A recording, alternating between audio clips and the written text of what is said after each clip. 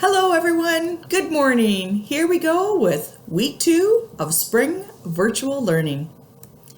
Last week on Friday, I met virtually, of course, with all of our educators and I heard how impressed they are with all of you. We are so grateful that you're joining in with online learning and doing your very, very best, whether in person or working on your own. You are staying connected with your teachers and participating in the learning. And I just want to extend a huge shout out and, of course, a pat on the back to all of you and to also your families for supporting you and the school. I am just so impressed to hear how hard everyone is doing to show up and to complete the learning. And you know what that means? You got it. You are being incredibly responsible, which, as you know, is part of our focus this month. It's one of our character traits, and it is also a learning skill. Way to go. As we prepare to carry on being amazing participants this week too, let's also acknowledge how fortunate we are to be living and learning on the traditional territory of the Mississauga First Nations. And let's also remind everyone that we are continuing to stay home. Another way we are being responsible, as it is our first priority to be safe and to take care of ourselves and to not connect with people outside of our own families. Thank you. The other area of focus for us to remember as we wrap up April is the grandfather teaching of love. And remember, love is based on respect and kindness. And it includes you loving yourself. And sometimes, in fact, I think all the time, we need to love ourselves before we can even love others. And right now, you are demonstrating respect and kindness and love to you and everyone else by staying home and staying safe. So again, thanks so much for doing this. Some of you joined us last week for the Sarah Westbrook presentation, and she reminded us all that we cannot always control the circumstances that we find ourselves in, and I think we know that.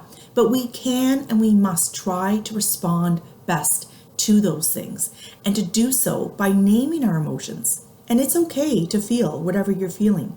Name that. But then instead of making a decision based on how we're feeling, make a decision based on your character. And I know that all of our students have some pretty amazing character traits. So please think about what is important to you and then say things and do things that reflect those amazing qualities that you all have. All right, now I want you to know, and I've got a question, I've been thinking about it. How did you make out last week trying to take a break from sitting in front of your device? Did you make an effort to stretch between online tasks or to go for a walk before or after school?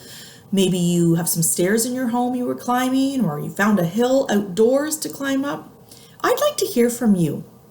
Please, I want you to Edsby and send me photos of you being active as we wrap up Active April.